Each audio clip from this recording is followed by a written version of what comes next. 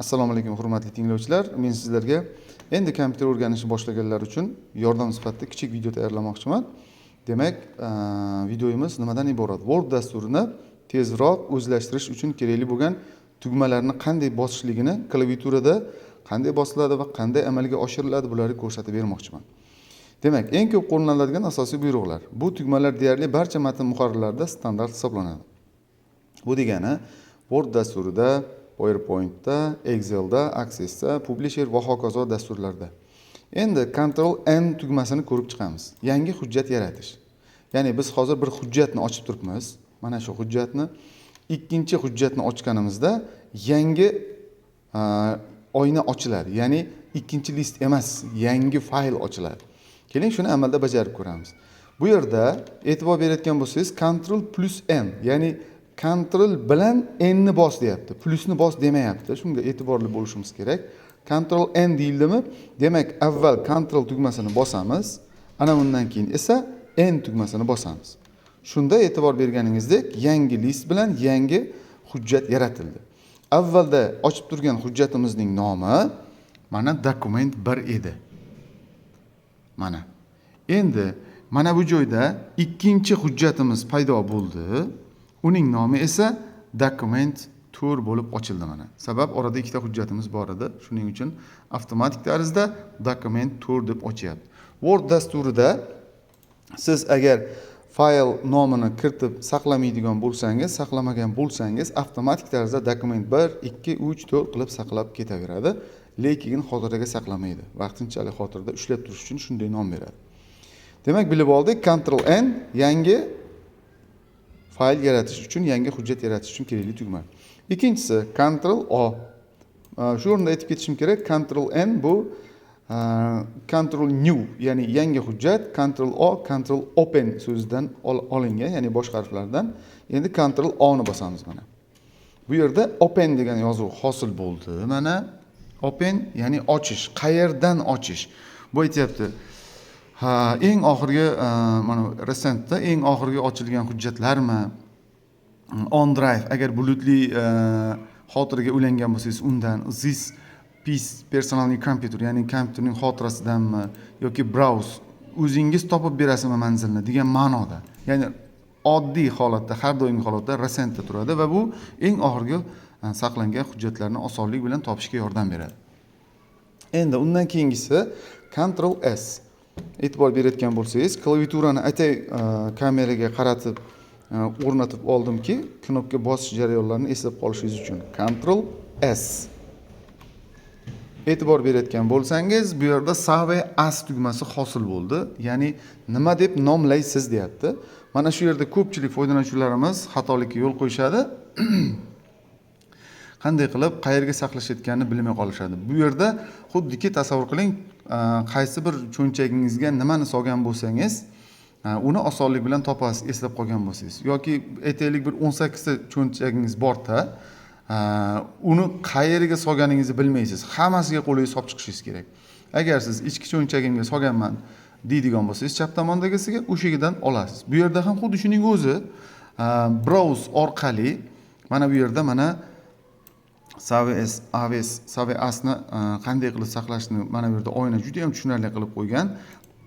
This personal computerning deyapti mana. Qayeriga?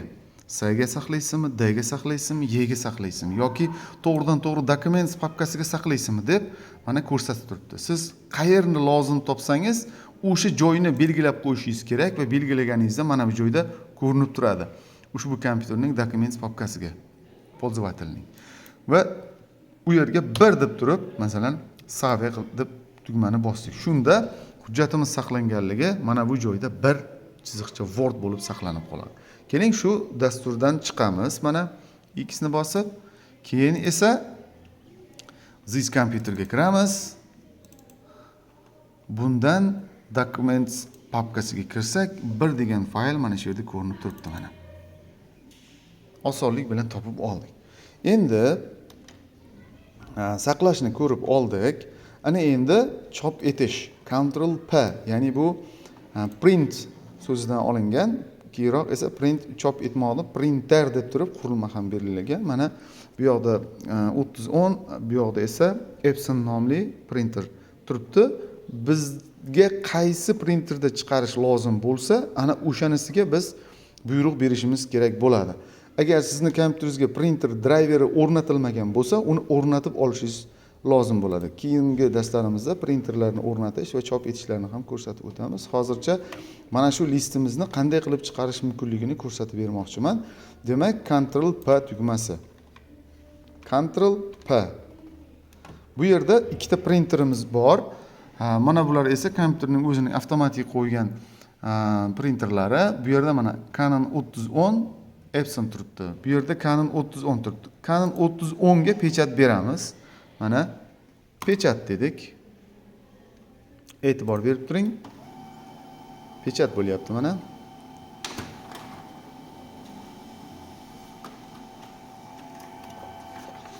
Mana ushbu hujjatimiz qog'ozga chop etildi. A4 listga. Mana shu hujjatimiz qandoq ko'rinishda bo'lsa, aynan o'sha ko'rinishda chop etildi. Va buni saqlab qo'ysak yaxshi bo'ladi. Ya'ni yangi o'rganayotgan kompyuterga qiziqqan insonlar mana shunaqangi qog'ozlarga chiqarib oldilarida olib yursalar, uni tezroq o'zlashtirishlariga juda ham yaxshi yordam beradi. Demak, davom etamiz. Ctrl Z. Bu nima amal bajaradi? Ctrl Z oxirgi amalni bekor qilish buyrug'i hisoblanadi. Masalan, keling mana shu matnimizni hammasini belgiladimda, belgilagan joyimdan fonts bo'limidan aytaylik qizil rang tanlab qo'ydim. Va uni orasida mana bunisini aytaylik yashil rang tanlab qo'ydim. Keyin mana buni tepasini o'chirib yubordim mana. Qaysi knopka bilan? Backspace yoki delete bilan. Backspace u tomonga qarab o'chiradi, donalab bossangiz, delete esa bu tomonga qarab o'chiradi, o'ng tomonga qarab o'chiradi. Har ikkisi ham belgilangan holatda birdek o'chirib yuboradi. Mana o'chirib yubordik. Endi avvalgi holatga qaytib olishimiz uchun Ctrl Z ni bosamiz. Mana Ctrl ni bosdim, qo'yib o'rganim yo'q. Yana mana shuni ham ko'rsatib qo'yay. Mana Ctrl tugmasi, mana bu tugmamiz. Alt deyiladigan bo'lsa, mana Alt tugmamiz va bosganda mana shunday holatda bosiladi, donalab. Demak, Ctrl Z ni bosamiz. Ctrl Z, Ctrl Z, Ctrl Z. Ko'rayotganingizdek avvalgi holatiga qaytdi. Endi bekor qilingan amalni qaytarish degani bor. Bu esa Ctrl Y tugmasi hisoblanadi. Mana bu tugma. Endi bu tugmani bosib ko'ramiz. E'tibor bering, nima holat bo'lishini kuzating. Ctrl Y. E'tibor bergan bo'lsangiz, birinchi bo'lib rangli qildik, keyin o'chirdik. Ana bu holatlarni yana qaytadan tikladi. Ya'ni Ctrl Z orqaga, Ctrl Y esa oldinga qaytarish hisoblanadi mana. Menimcha tushunarli bo'ldi. Endi Ctrl F esa, mana Ctrl F esa matn ichidan so'z qidirish deyiladi.